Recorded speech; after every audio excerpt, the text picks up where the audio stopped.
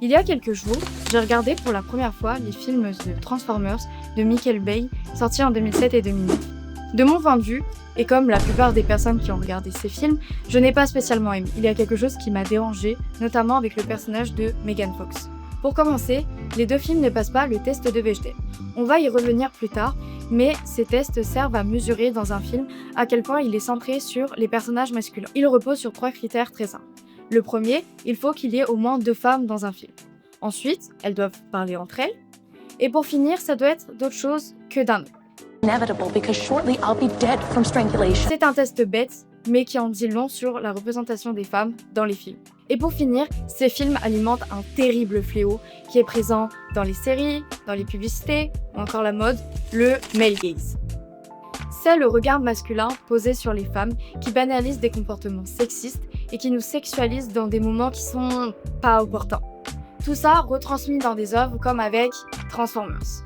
Alors, installez-vous confortablement. Aujourd'hui, on va parler du male gaze et de surtout comment les femmes ont réussi à le retourner à leur avantage.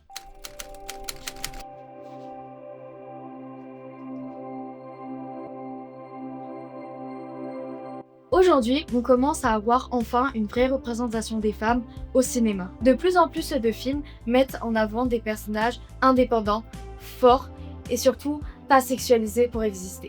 Comme par exemple pour le film Wakanda Forever sorti en 2022. Mais le male gaze, ou le regard masculin, est malheureusement omniprésent depuis notre enfance sans qu'on s'en rende compte. Et c'est un vrai problème car on en vient à banaliser le fait que les femmes ne sont pas vues comme des êtres vivants à part entière, mais plutôt comme des objets de désir destinés à faire fantasmer les hommes. Par exemple, dans énormément de films, elles ont un rôle secondaire qui est là juste pour nourrir une intrigue amoureuse où on les voit 2-3 fois, elles ont un peu d'un prénom et c'est tout. Et le pire, c'est que ce genre de représentation rend les comportements problématiques complètement normaux. On s'habitue à les voir, à les accepter, sans même se poser de questions. Et là, c'est le drame. En y repensant, beaucoup de nos films préférés contribuent au male gaze. Pour vous citer quelques exemples, nous avons Megan Fox dans Transformers, où il y a beaucoup de plans sur son corps, notamment sur ses formes. I like to go faster. It looks like your distributor cap's a little loose. Yeah? How'd you know that? That's weird. I just wouldn't peg you for mechanical. Well, you know, I don't really broadcast it. Guys don't like it when you know more about...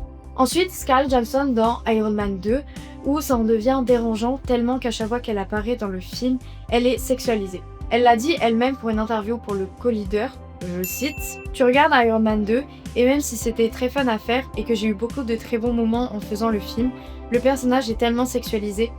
Ils en parlent comme si elle était un objet, une possession, une chose. » Et Tony fait même référence à elle en disant à un moment donné « J'en veux ».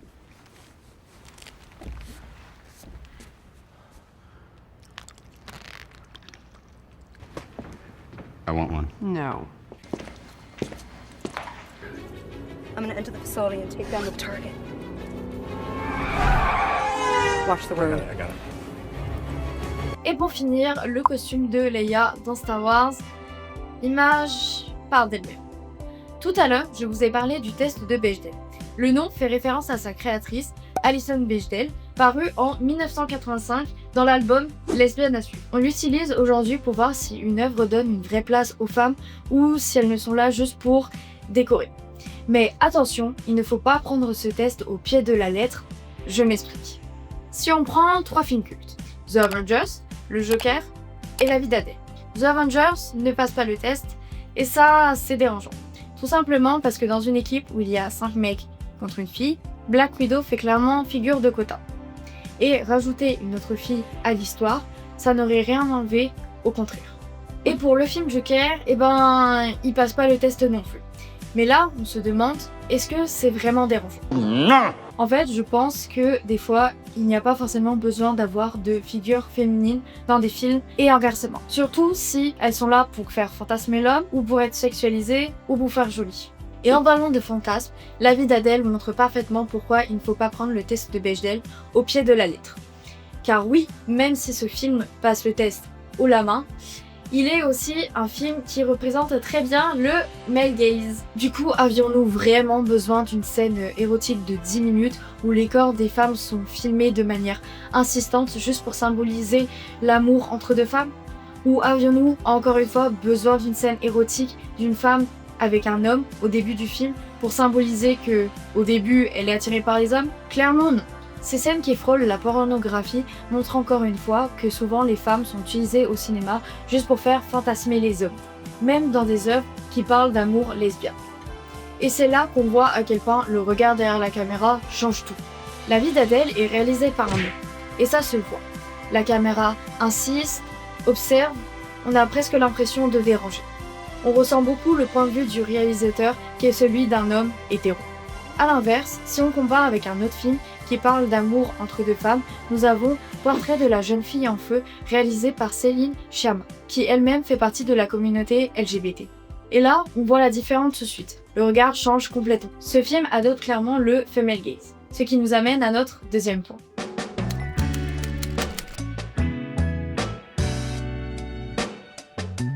Le female gaze, c'est pas juste l'inverse du male gaze. Le but, c'est de vivre une histoire à travers les yeux d'une femme sans qu'elle soit placée en dessous ou dominée par les autres personnages, en trouvant une nouvelle manière de représenter les femmes à l'écran. Et ce qui est intéressant, c'est que ça concerne tout le monde, que ce soit les réalisateurs ou les réalisatrices.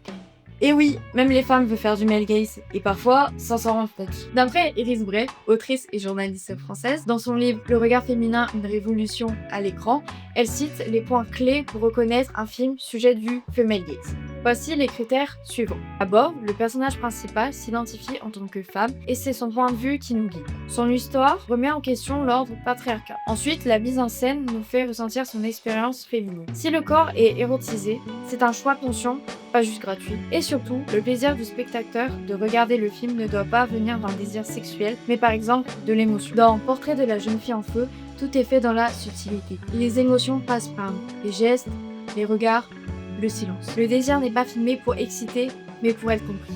Et c'est ça qui rend le film tellement puissant. Il parle d'amour entre deux femmes, doux et sincère, sans jamais les sexualiser, sans jamais trahir l'intimité. La caméra ne regarde plus le corps féminin en le désirant, comme avec la vie d'Adèle, mais en le respectant. Le film Barbie est également un bon exemple de female gaze bien assumé. Greta Gerwig change complètement la manière dont les femmes sont filmées à l'écran. Ici, la caméra ne cherche pas à les rendre sexy ou désirables. Elle les montre telles qu'elles sont, avec leurs forces, leurs doutes, leurs moments de vulnérabilité. On n'est plus dans le regard masculin qui observe les femmes, mais plutôt dans le regard féminin qui ressent avec elles.